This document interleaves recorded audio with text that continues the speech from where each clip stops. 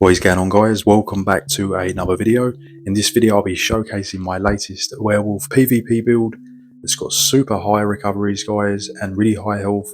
It's touching 5,000 magicka recovery and 3.2k stamina recovery with 41k health. It's a really solid Werewolf PvP build, guys, and I've just been having a lot of fun with it. It's very forgiving, as you can just spam heals for days, and you've also got tons of stamina recovery for plenty of dodge rolling. It's not super survivable unless you're dodge rolling continually, which you can easily do on this build, and the damage is very solid, and you can really hit some crazy numbers, guys.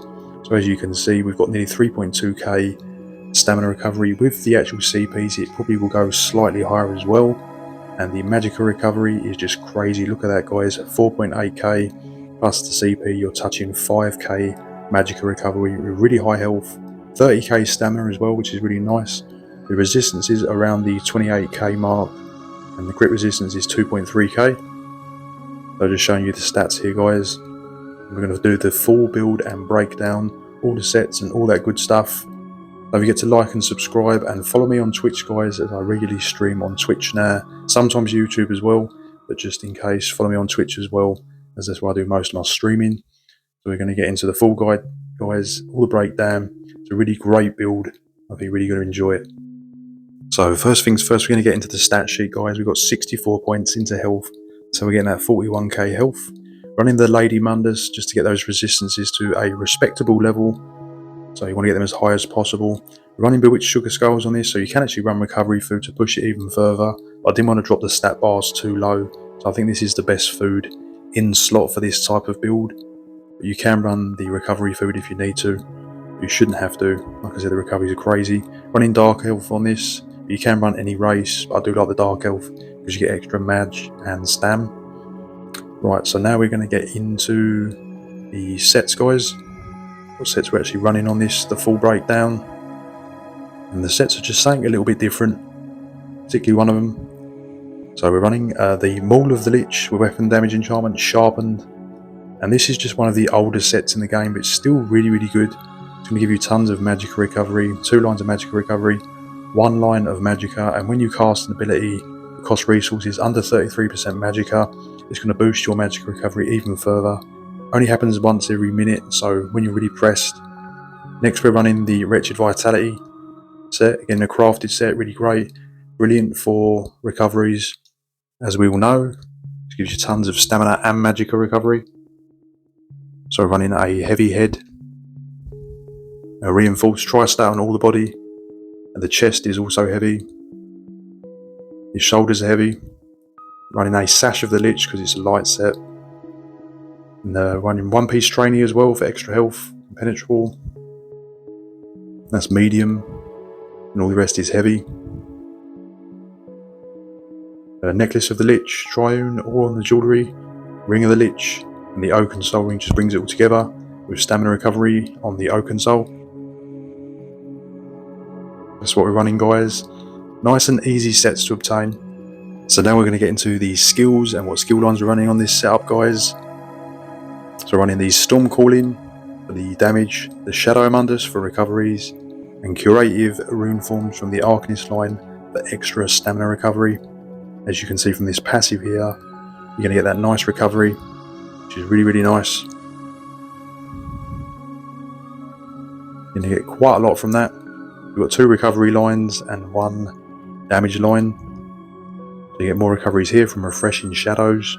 And the Storm Calling also gives you recoveries, but it's more damage focused, increasing your physical damage, and Amplitude increases your damage done. Expert Mage doesn't apply on Werewolf. So we're running the Brutal Pounce to stack up the weapon spell damage. So you should be touching around 6k with continuous, which is really nice. And this is our burst heal.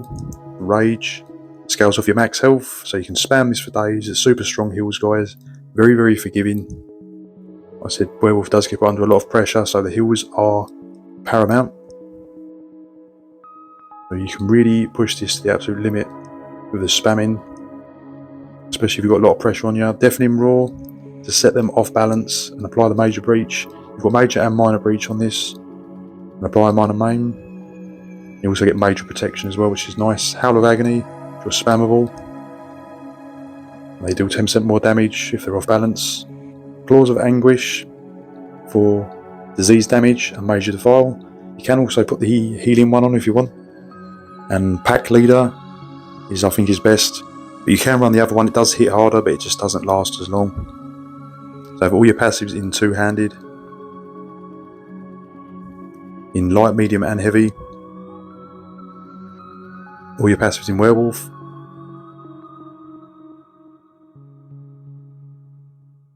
And all your passives in the Undaunted line for extra stats. Push those stats as much as possible. Assault and Support line. Again, I'm running a Dark Elf on this, I think is best, but you can run any race, to be honest. Just try and get something damage focused. As I said, you don't want to let the damage slip on this build. And medicinal use on the alchemy line is also beneficial to make the potions last longer, using the tri-stat potions, guys. We'll get into the CP. So of course the green CP, I recommend the Steed's Blessing, just for a bit more movement speed. And the blue CP, just get our werewolf form quickly and get rid of the dummy.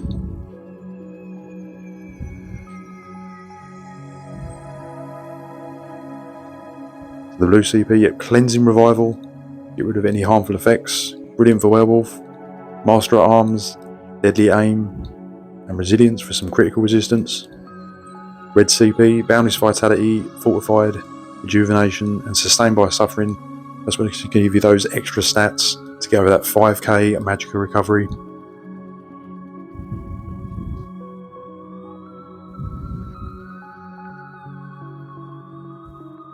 So that is the full breakdown for you guys.